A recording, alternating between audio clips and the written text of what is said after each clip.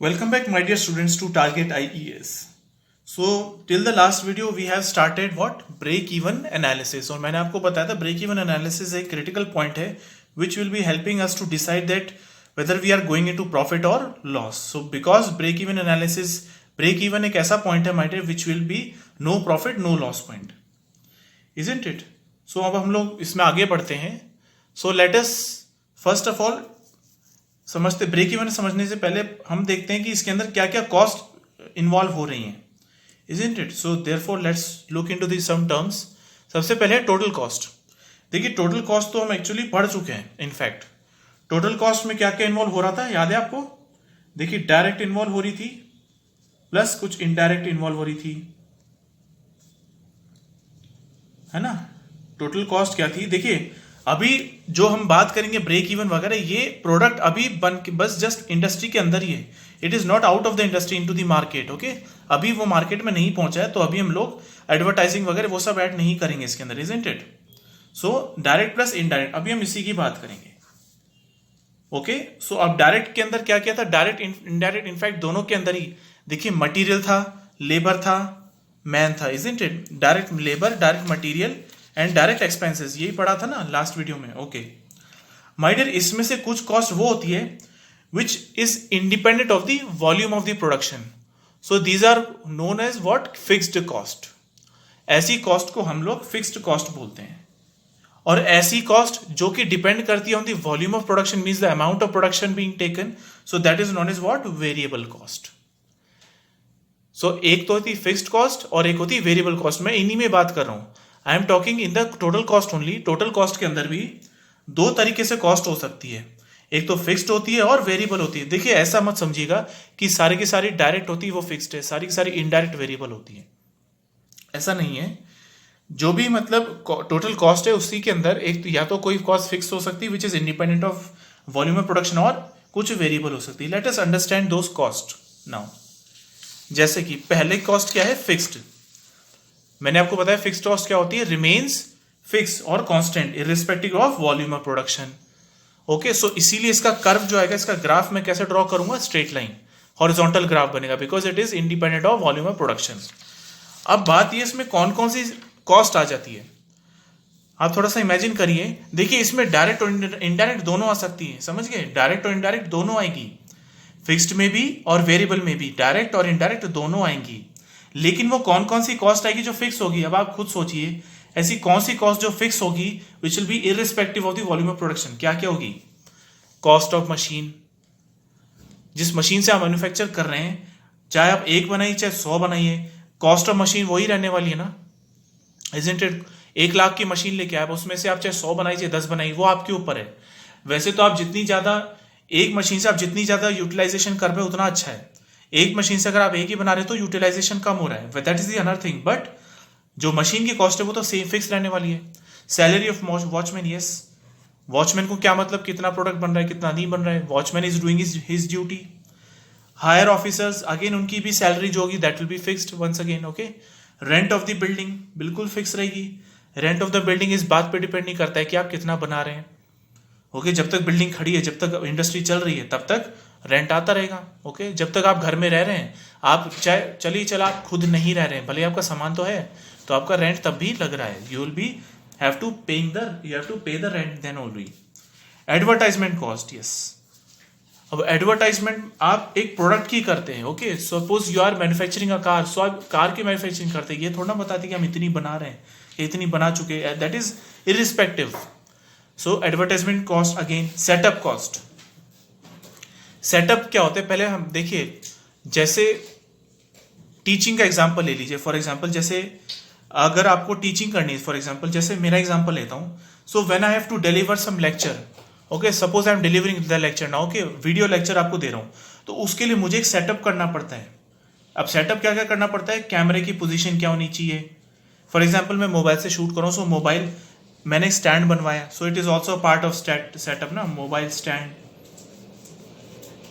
And I have to fix the position, I have to fix the position of this mobile stand as well. Okay, कितने height पे होना चाहिए, कितने angle पे होना चाहिए, isn't it? So and what should be its position. So basically setup भी चाहिए होते हैं. Now if we talk about any industry, तो सेटअप कॉस्ट क्या होता है कि मशीन के अंदर हमें डिफरेंट डिफरेंट पैरामीटर्स फिक्स करने होते हैं. We have to set various parameters, for example speed, feed, depth of cut, okay, which you will be studying in production. So what all those parameters are, what all those setup is going to be required, that will be also incurring some cost, which is called as setup cost. आपने setup एक बार कर दिया, उसके बाद आप चाहे एक product बनाइए, चाहे उसी setup से 100 प्रोडक्ट बनाइए, that is up to you. So the setup will remain irrespective of the amount of the product being made. Insurance cost. Insurance क्या होता है? At the time of some fatal accidents होते हैं तो उसके लिए हमें कराना पड़ता है इंश्योरेंस. ओके, हमें इंश्योरेंस इसलिए करना होता है because so that when in case, unfortunately in case in the future some fatal accident happens, so we'll be able to provide some basic compensation to the operator. So उसके लिए हमें चाहिए क्या? Insurance cost. Interest of loan taken. देखिए हमने loan किया था, हमने लोन जो लिया था वो इंडस्ट्री सेटअप करने के लिए लिया था. अब आप उसमें कितनी प्रोडक्ट बनाई, देखिए जितने ज्यादा प्रोडक्ट बनाएंगे उतना ही आप प्रॉफिट पाएंगे और उतना ही आप जल्दी लोन चुका पाएंगे, उतना ही जल्दी आप लोन को पे बैक कर लेंगे. Okay, but the amount of loan taken will be what? Fix. और इंटरेस्ट जो होगा वो बैंक पे करेगा, वो इंटरेस्ट जो है बैंक चार्ज करेगा. That will be again irrespective of the amount of production taken place. But हाँ, वो बात जरूर है कि आपने जो लोन लिया that will be paid back very fast if you will produce more product, obviously, because तभी होगा आपका ज्यादा प्रॉफिट होगा तो उतनी जल्दी आप इंटरेस्ट पे कर लेंगे. That's the another thing. But the amount of interest which will be charged upon the loan taken by you on setting up of an industry, that will be fixed. Clear हुआ आपको fixed cost क्या होती है? Now let's come to the variable cost. These are those costs which are directly dependent on the amount of volume being produced. जो आप जितना भी produce किया उतनी ही आपकी कॉस्ट बढ़ती जाएगी. So it will be increasing directly and proportionally with the volume of production. ठीक है, अब इसमें क्या क्या आता है देखिए. एक तो डायरेक्ट मटीरियल, ऑब्वियस बात है माय डियर, आप जितने प्रोडक्ट बनाते जाएंगे उतनी प्रोपोर्शनलिटी आपको मटेरियल चाहिए ना. Suppose again I will take crude example. एक कार बनाने के लिए 1000 kg एल्यूमिनियम लग रहा है, तो 2 कार बनाने के लिए 2000 kg एल्यूमिनियम लगेगा ना. I am just taking rough example. Okay, 1 car you require suppose 1000 kg aluminum, for 2 cars you will be required 2000 kg. So proportionality increase हो रहा है. So again direct material, direct labor. Suppose for 1 car 10 laborers are required, so therefore for 2 cars 20 laborers are required, so as to have same level of productivity. And what? Running cost. Example देता हूं आपको, electricity. आप जितने ज्यादा product बनाएंगे उतनी आपकी electricity consume होगी, so therefore running cost will be there. Okay, running cost का सबसे अच्छा एग्जाम्पल है electricity, power what you are using. और भी एग्जांपल दे दूं, कटिंग फ्लूइड, लुब्रिकेशन. ओके, तो आप जितनी ज्यादा प्रोडक्ट बनाएंगे तो कटिंग फ्लूइड की रिक्वायरमेंट उतनी ज्यादा होगी, उतना ही लुब्रिकेशन लगना है. So therefore what will be included into which type of cost? That is running cost. अब कुछ कॉस्ट ऐसी भी होती हैं कि वो कुछ पार्ट तक तो फिक्स रहती हैं लेकिन बाद में हो जाती variable. That is what is semi variable. इसमें के सेमी वेरिएबल कौन सी कॉस्ट होती है? Some part remains fixed and then becomes variable.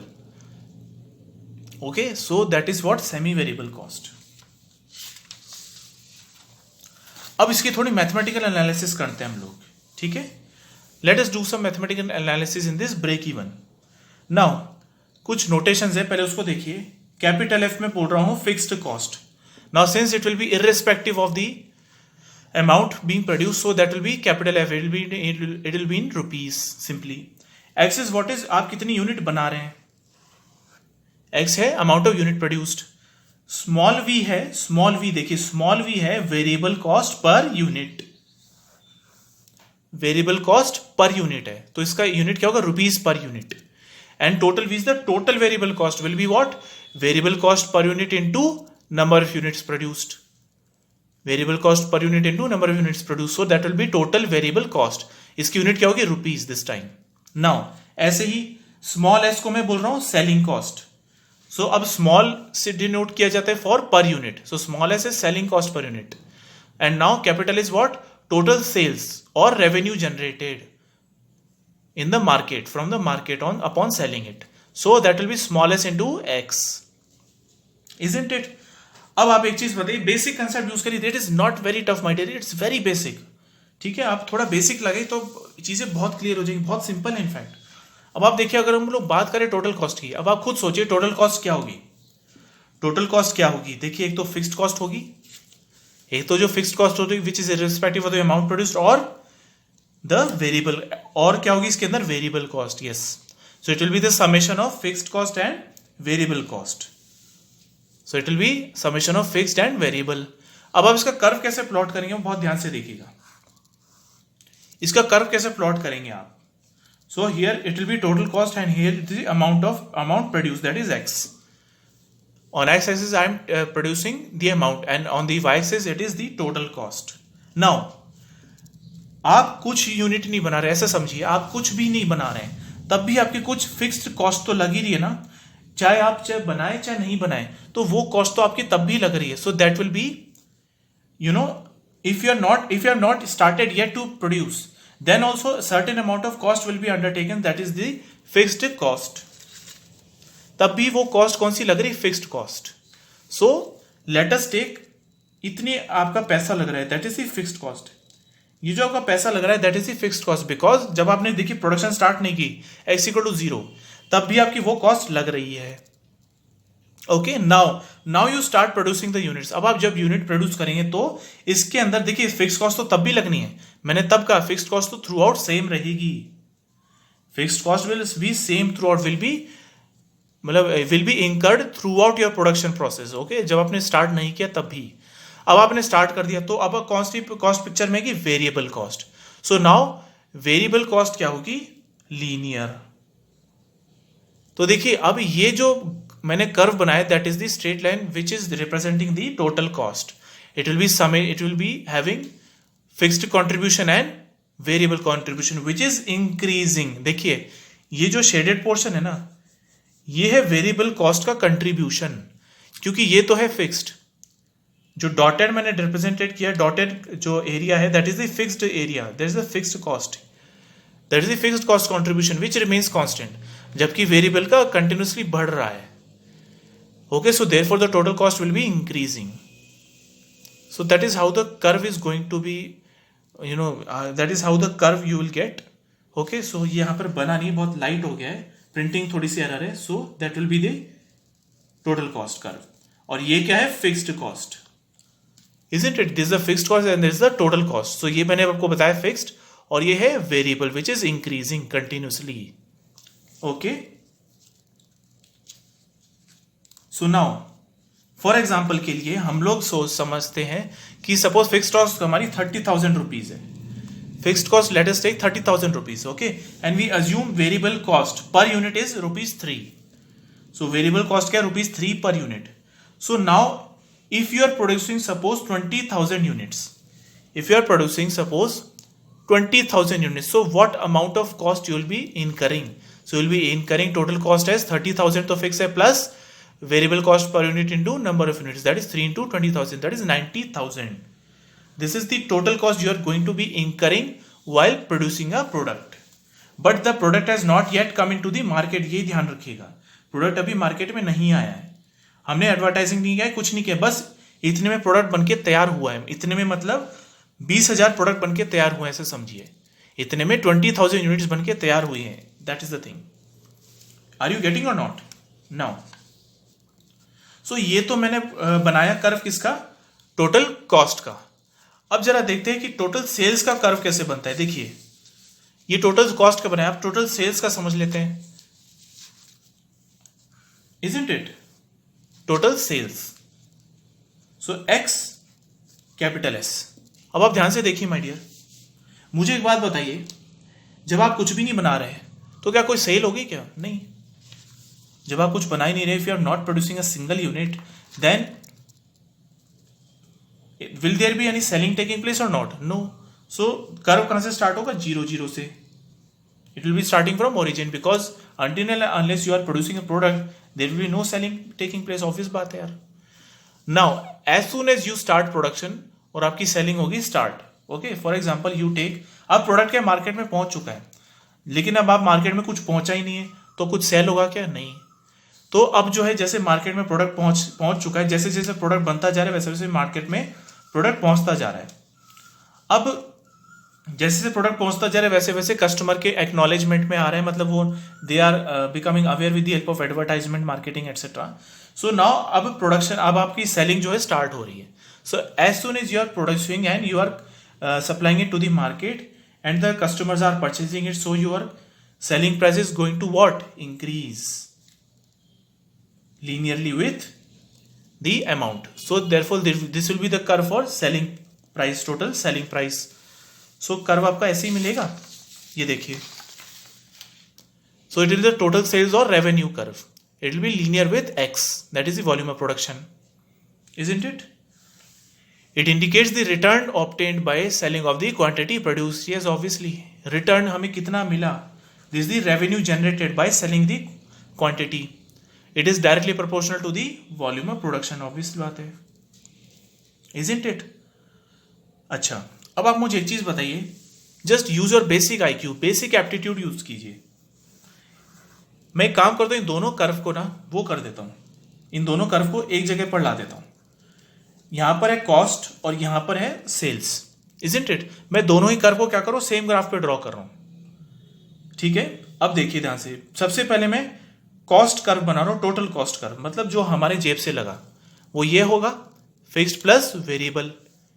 Okay, अब मुझे एक बात बताइए माय डियर, मुझे एक बात बताइए, मैं चलिए दो केस लेता हूं, मैं दो केस लेता हूं अगेन। एक तो मैं ये लेता हूं और एक मैं ये लेता हूं। मैंने दो केस लिया आपके सामने, केस 1 एंड केस 2। ये मैंने किसके कर्व बनाए? यस, ये मैंने सेल्स के कर्व बनाए, sale amount of sales in rupees with X. मुझे एक बात बताइए, किस में मुझे ज्यादा सही रहेगा, कर्व 1 में कि कर्व 2 में? मुझे किस में ज्यादा सही रहेगा, what will be beneficial for me, curve 1 और कर्व 2? बहुत ध्यान से सोचिएगा। देखिए इसको ऐसे सोचिए, कर्व अगर 2 आप देखें तो उस केस में जो है ये जो टोटल कॉस्ट कर्व है और ये सेलिंग कर्व है, क्या ये कभी भी मिल रहा है? ये कभी नहीं मिलेंगे, ठीक है, ये कभी नहीं मिलेंगे। और दूसरी बात है, ये जो आपको गैप दिखाई दे रहा है, ये टोटल कॉस्ट और ये सेल्स। चलिए मैं आपको एक काम करते हैं, हम एक पर्टिकुलर अमाउंट ले लेते हैं for a particular amount x, ठीक है। अब इस पॉइंट पे बात करते हैं हम लोग। अब देखिए, सबसे पहले हम कर्व 2 लेते हैं और ये टोटल कॉस्ट कर्व है ही। So now just forget 1, okay, just consider only 2। Now total cost हमारी जेब से ये लग रहा है, हमारी जेब से इतना लग रहा है, ओके, दिस मच अमाउंट। और जबकि मार्केट में बेचने पर हमें सिर्फ कितना मिला, इतना। तो बताइए हम लॉस में कि प्रॉफिट में? हम लोग लॉस में है ना, हम लोग लॉस में, और हम लोग हमेशा ही लॉस में रहेंगे अगर हम ऐसे चले तो, ठीक है। इसका मतलब क्या है माय डियर स्टूडेंट्स, हमें कौन सा कर्व फॉलो करना चाहिए? कर्व 1, क्योंकि कर्व 1 में क्या हो रहा है, देखिए शुरू में जैसे ही हम लोग इंडस्ट्री सेटअप किया, मतलब हमने कुछ बनाना भी शुरू नहीं किया, तो फिक्स्ड कॉस्ट तो हमारी लगी रही है, लेकिन एक सर्टेन अमाउंट के बाद क्योंकि हमारा सेलिंग प्राइस पर यूनिट ज्यादा है, तो इसलिए एक टाइम जरूर आएगा जिसके बाद, मतलब अभी तक यहां से यहां तक क्या हो रहा था, हमें नेट लॉस ही हो रहा था, क्योंकि हमारे जेब से पैसे ज्यादा लग रहा था, हमें रिटर्न कम मिल रहा था।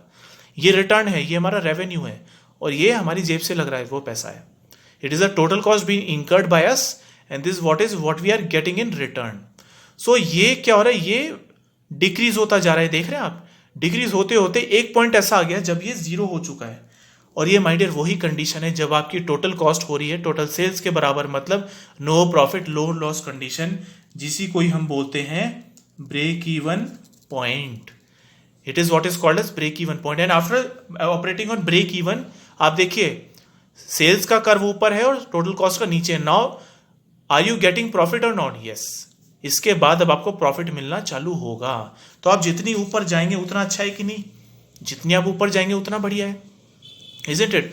बट अब कर्व 2 के केस में क्या हो रहा है, कभी भी आप ब्रेक इवन अचीव ही नहीं कर पाएंगे। ये देखिए, ये कर्व जो है टोटल कॉस्ट कर्व और ये सेकंड कर्व, ये डाइवर्ज हो रहा है। डाइवर्ज हो रहा है मतलब they will not B crossing at any point. ये कभी भी क्रॉस नहीं करेंगे। मतलब आप जितना ही बना लें, आप जितना यूनिट प्रोड्यूस कर ले, अगर आपकी सेलिंग प्राइस ये रही तो आप हमेशा ही लॉस में रहेंगे, आप हमेशा ही लॉस में रहेंगे, ये ध्यान रहे, इजंट इट। तो अब इसका तरीका क्या है? इसका तरीका क्या है कि हम ये हमारे गैप को इस तरीके से करें कि ये एक टाइम बाद क्रॉस तो करें। देखिए इसका तरीके दो हैं। प्रॉफिट जो मैं अगर मैं बात करता हूं that is total sales minus total cost, isn't it. तो प्रॉफिट बढ़ाने के दो तरीके, या तो मैं टोटल सेल को बढ़ा दूं और या फिर मैं टोटल कॉस्ट को ही कम कर दूं। ठीक है, मैं सेलिंग प्राइस को बढ़ाते जाऊं, मतलब जो कस्टमर जो परचेज करेगा वो प्राइस में बढ़ाऊं तो फिर मेरा प्रॉफिट हो, और या फिर मैं क्या करूं, अपनी टोटल मैन्युफैक्चरिंग कॉस्ट को ही कम करूं। ठीक है, उसको मैं कम से कम करने की कोशिश करूं। दोनों ही केस में प्रॉफिट होगा। अब देखिए माय डियर स्टूडेंट्स, टोटल ठीक है सेलिंग प्राइस आप बढ़ाएं, कोई दिक्कत नहीं है, बट ये काफी हद तक होता है मार्केट ड्रिवन। आप एक लिमिट से ज्यादा कॉस्ट नहीं बढ़ा सकते, अदरवाइज कोई प्रोडक्ट ही नहीं खरीदेगा। अगर आप प्रोडक्ट को बहुत कॉस्टली कर देंगे तो फिर कोई प्रोडक्ट खरीदेगा नहीं। तो मार्केट में वैसे ही बहुत कंपटीशन है, आप कंपटीशन से ही आउट हो जाएंगे।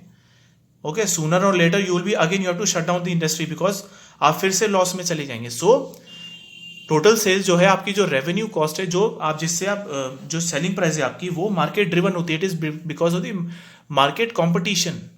सो उसको देखते हुए आपको टोटल सेल्स तय करनी पड़ती है, आपको उससे कम भी नहीं रख सकते। सो आप अपने कॉम्पिटिटर से ज्यादा भी नहीं रख सकते, अदरवाइज क्या होगा, आपका कॉम्पिटिटर फ्लरिश कर जाएगा, आप फेल हो जाएंगे।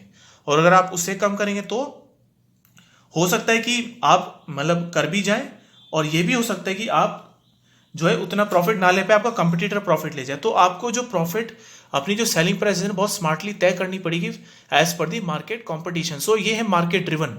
तो मतलब क्या है, ये अपने आप में कंस्ट्रेंट है, ये हम अपनी मर्जी से कितना नहीं बढ़ा सकते। So we can not increase as per our own desire, as per our own limit. Okay, इसकी एक लिमिट होती है which is as per the market driven. So what is better way to increase the profit? ऐसे तो क्या होता है, दोनों का चलता है कि हम थोड़ा सा इसमें भी बढ़ाएं और इसमें थोड़ी कटौती भी करें। तो बेस्ट वे क्या होता है कि हम टोटल कॉस्ट में कटौती करें। तो हम क्या करते हैं इंडस्ट्री में, वो वेज अडॉप्ट करते हैं जिससे कि हम टोटल कॉस्ट को कम से कम कर सकें।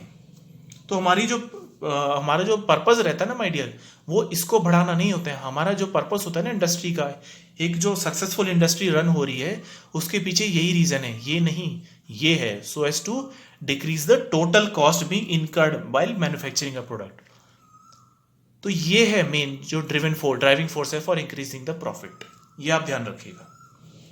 आगे बढ़ते हैं, समझ आया आपको क्या चल रहा है? सो ये है माय डियर, हम इस तरीके से ऑपरेट करना चाहेंगे। देखिए ये है टोटल कॉस्ट और ये है सेल्स कॉस्ट। ओके, तो इसका मतलब एक बात और साफ है माय डियर। देखिए टोटल कॉस्ट क्या थी, टोटल कॉस्ट थी fixed plus small v into x. तो क्या आपको लगता है small v is the slope of this total cost curve है ना? स्मॉल v जो है that is the slope of this curve. वैसे ही अगर आप सेल्स की अगर बात करें, सेल्स जो है वो क्या होगा, small S into X. So here small S, what is small S? That is the slope of the sales curve. तो अब आप मुझे बताइए कौन बड़ा होना चाहिए, स्मॉल एस और स्मॉल v में, जिससे कि आप ब्रेक इवन पॉइंट अचीव कर पाए? Yes absolutely, small S should be greater than small V. Otherwise अगर ये हो गया, अगर उल्टा हो गया, अगर वेरिएबल कॉस्ट आपकी ज्यादा हो रही है तो आप फिर कभी भी ब्रेक इवन अचीव ही नहीं कर पाएंगे, आप हमेशा ही लॉस में जाएंगे। ये देखिए अगर आप स्मॉल वी की वैल्यू कम हो जाती है ना, स्मॉल एस जो है इस केस में 2 के केस में स्मॉल एस जो है स्मॉल वी से कम है, तो इस केस में ये डाइवर्ज हुए जा रहा है, you will never be able to cross this total cost curve. So आप ब्रेक इवन कभी भी अचीव नहीं कर पाएंगे, every time you will be going into loss, और वो भी लॉस जो है आपका बढ़ता जा रहा है। ठीक है, तो इससे अच्छा क्या है कि आप कुछ भी प्रोड्यूस ना करें, आप इंडस्ट्री बंद कर दें ऐसे केस में। तो जब भी वेरिएबल कॉस्ट, इंडस्ट्री कब बंद की जाती है, बाकी समझो इंडस्ट्री कब बंद होती है, कोई भी इंडस्ट्री बंद कब करनी पड़ जाती है, जब उसकी वेरिएबल कॉस्ट बढ़ रही होती है in spite of the sales cost. उस मोमेंट पे इंडस्ट्री को बंद करना ज्यादा अच्छा रहता है, क्योंकि अगर आप इंडस्ट्री को बंद नहीं करेंगे तो आपकी फिक्स्ड कॉस्ट भी तो लग रही है, otherwise you are going into loss. ठीक है, तब भी आप लॉस में जा रहे हैं, तो इससे बेटर क्या है, इंडस्ट्री को बंद कर दीजिए। सो देयरफॉर अब आप समझ पा रहे हैं इंडस्ट्री क्यों शट डाउन हो जाती है, इस मोमेंट पे होती है। ओके, तो हम लोग और समझते हैं इस चीज को, और थोड़े से कुछ टर्म्स है इसको समझते हैं। ठीक है, तो ये है लॉस कर्व, ये है लॉस वाला रीजन, इजंट इट, और ये है क्या, प्रॉफिट वाला रीजन। समझ पाए क्यों है लॉस और क्यों है ये प्रॉफिट, इजंट इट। नाउ एक ये एंगल है थीटा, ये थीटा किसके बीच में एंगल है, line between the total sale and line between the total cost, so that is the angle between the angle in between the total sales line and the total cost line, that is the theta, that is the angle. और इसी angle को हम लोग angle of incidence बोलते हैं, हम लोग आगे देखेंगे, इसी एंगल को हम लोग एंगल ऑफ इंसिडेंस बोलते हैं। अब आप मुझे बताएं एंगल ऑफ इंसिडेंस ज्यादा से ज्यादा अच्छा है, कम से कम, ज्यादा से ज्यादा अच्छा है? ओके, नाउ सपोज मैंने आपको बताया जैसे आप ब्रेक इवन से जितना आगे प्रोड्यूस करते जाएंगे आपके लिए उतना ही अच्छा है, ब्रेक इवन से आप जितना ऊपर हो उतना अच्छा है, मतलब आप उतने ही सेफ हैं। तो ये अमाउंट ऑफ सेफ्टी बताती है मार्जिन ऑफ सेफ्टी। एमओएस मतलब margin of safety means how you are safe, in what degrees you are safe, मतलब जितना ब्रेक इवन पॉइंट से ऊपर है उतना ही आप सेफ हैं। तो ब्रेक इवन पॉइंट है this the in terms of what, quantity x. तो एक्स मान लीजिए थोड़ी देर के लिए ये 25,000 है, इस एग्जाम्पल में मैंने 25,000 लिया हुआ है as a break even point, मतलब आप कम से कम 25,000 यूनिट आपको बनाने पड़ेंगे so as to sustain the industry. तो अब 25,000 अब आप बनाएंगे तो नो प्रॉफिट नो लॉस में जाएंगे, लेकिन आप 25,000 बनाएंगे उससे ज्यादा बनाएंगे। तो लेटेस्ट टेक आप लोग 75,000 बना रहे हैं, तो are you in a safe zone और not, you are in a safe zone. So how much you are in safe zone that will be decided with margin of safety. Okay, so again graphically this represents the margin of safety, margin of safety in what, sales, sales के term में क्यों, क्योंकि ये बता रहा है in terms of quantity and ये बता रहे हैं in terms of what, price in rupees. So ये है margin of safety, sorry this is margin of safety in terms of what, sorry this is margin of safety in terms of quantity and इसके corresponding this is margin of safety in terms of sale in rupees. So हम ये आगे भी देखेंगे, ठीक है, इतना समझ आया आपको? सो ये पूरा ग्राफ इस तरीके से बताया गया है, क्लियर है आपको चीजें? नाउ तो ब्रेक इवन पॉइंट क्या होता है, it is the volume of production where total cost equals to total sale and an organisation neither earn profit nor suffer any loss, it is known as no profit no loss condition. Okay, so now इसमें देखिए हमारी total sale क्या होती है, हमने पहले भी पढ़ा था, टोटल सेल हमारी होती है जो टोटल कॉस्ट होती है, अगर उसमें अपना प्रॉफिट जोड़ दें तो वो बन जाता है total sale, the selling price for the customer. So the total sale क्या होती है, small S into small x, right. And now total cost क्या हो जाएगी, फिक्स्ड प्लस वेरिएबल। तो फिक्स्ड क्या होगी, irrespective of the amount being produced and variable will be small v into x. So now this is the total cost, okay, this is the total cost and total sale क्या होगा, this much. So अब हम यहाँ रखते हैं small s into small x को यहाँ पर, और total cost की जगह क्या रखते हैं, f plus vx. So that will be what, small s x equals to f plus vx plus what, profit, ठीक है, plus profit. नाउ अब आप क्या करते हैं, देखिए इसको इधर ले जाते हैं, so small S small V into X equals to what, F plus P. So now amount of unit produce will be F plus P upon S minus V. Please remember this formula, please remember this formula, directly आप इसको use करें, otherwise आप basic से भी जा सकते हैं। So for the objective purpose learn this formula. Now you have to find out the break even point. Basically हमारा इंटरेस्ट क्या है, ब्रेक इवन पॉइंट। क्यों, क्योंकि हमें ये भी तो पता होना चाहिए ना मिनिमम कितना प्रोड्यूस करें जिससे कि हम नो प्रॉफिट नो लॉस में रहे। ओके, सो अब ब्रेक इवन पॉइंट क्या होता है, जहां पर no profit no loss condition. So put F P equal to 0 in this equation, put p equals to 0. So what you will get now, on putting p equals to 0 you are getting what, x, break even point. So that will be f upon s minus v. Please remember this formula. f क्या है, fixed cost, small s क्या है, sales cost per unit, small v क्या है, variable cost per unit. So please remember directly this formula, this also as per the objective questions. पर ध्यान रखिएगा यहां पर ब्रेक इवन पॉइंट किसके टर्म में है, यूनिट्स के टर्म में। जैसे जो 25,000 मैंने मेंशन किया था इधर, that is the break even point XBEP in units, but ये ध्यान रहे in units, isn't it? Now if you want to find out break even point in rupees, so what you have to do is nothing but you have to multiply it this with which cost. अब XBEP तो आ गया आपके पास, break even point in quantity आ गया। अब आपको ब्रेक इवन पॉइंट सेल्स में चाहिए, ब्रेक इवन सेल्स कितना सेल करना चाहिए जिससे आपका ब्रेक इवन अचीव रहे, मतलब नो प्रॉफिट नो लॉस, मतलब रुपीज में। तो आपको उससे किससे मल्टीप्लाई करेंगे, सेलिंग से कि वेरिएबल से,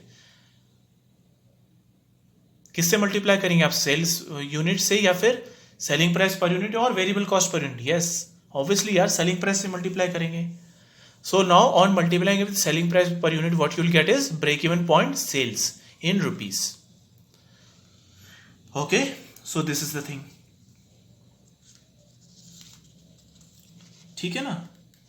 अब हम लोग वो टर्म समझते हैं, जैसे कि मैंने आपको एक थीटा एंगल बताया था, थीटा था the angle between the sales line and the total cost line, उसी को हम बोलते हैं angle of incidence. Angle of incidence क्या होता है, angle of incidence it is the angle at which total sale line cuts the total cost line which is what is called as angle of incidence. यह angle ज्यादा बड़ा हो ज्यादा अच्छा है कि छोटा हो ज्यादा अच्छा है, so the larger this angle better will be the better working conditions and more safe will be, in fact हम लोग उतना ही सेफ रहेंगे, तो जितना ज्यादा एंगल होगा उतना ही अच्छा है। अब एक टर्म आती है that is the contribution margin. Contribution margin, ये कंट्रीब्यूशन मार्जिन क्या होता है, it is the marginal profit और gross margin. It is the marginal profit और ग्रॉस मार्जिन, मतलब हमारा टोटल सेल कितना हुआ माइनस टोटल वेरिएबल कॉस्ट, ठीक है, हमारा टोटल सेल कितना हुआ और माइनस हमारा टोटल वेरिएबल कॉस्ट। देखिए इसमें फिक्स्ड नहीं है, ये इसमें फिक्स्ड नहीं है, क्योंकि फिक्स्ड तो हमारा तब भी लग रहा है जब when there is no production taking place again. So now what we are basically it's again comparison tool, तो इट्स अ कंट्रीब्यूशन मार्जिन, मतलब कंट्रीब्यूशन मार्जिन मार्जिनल प्रॉफिट है। देखिए तभी इसका नाम है marginal profit, is not the total profit. ये total profit नहीं है, टोटल प्रॉफिट होता तो उसके अंदर फिक्स्ड कॉस्ट भी आती है। तो कंट्रीब्यूशन मार्जिन क्या है, basically it's a marginal profit, मतलब प्रॉफिट क्या होता है, देखिए कितनी सेल हुई माइनस कितनी हमारी जेब से लगा, तो कितनी सेलिंग हुई माइनस हमारा कितना टोटल वेरिएबल कॉस्ट लगा। तो हम ये देखना चाह रहे हैं कि, क्योंकि देखिए इंडस्ट्री में जो सबसे इंपॉर्टेंट कॉस्ट होती है ना वाइल रनिंग द इंडस्ट्री, क्योंकि वो होती है वेरिएबल कॉस्ट, ध्यान रहे, क्योंकि फिक्स तो कॉस्ट तो हमारी फिक्स रहती है, it is irrespective of the production, but variable cost हमारी चलती रहती जब तक कि हमारा प्रोडक्शन चलता रहता है। तो इसीलिए हमने ये देखा है कि हमारा profit with respect two variable cost कितना है, तो वो हम मेजर करते हैं किससे, कंट्रीब्यूशन मार्जिन से। So it will be total sale minus total variable cost. So total sale क्या होती है, small S into small X, isn't it, और टोटल वेरिएबल कॉस्ट क्या होती है, small V into small X. So now take X common, what you will get S minus V times X. So ये होता है contribution margin, that is the marginal profit, isn't it? So that is the thing.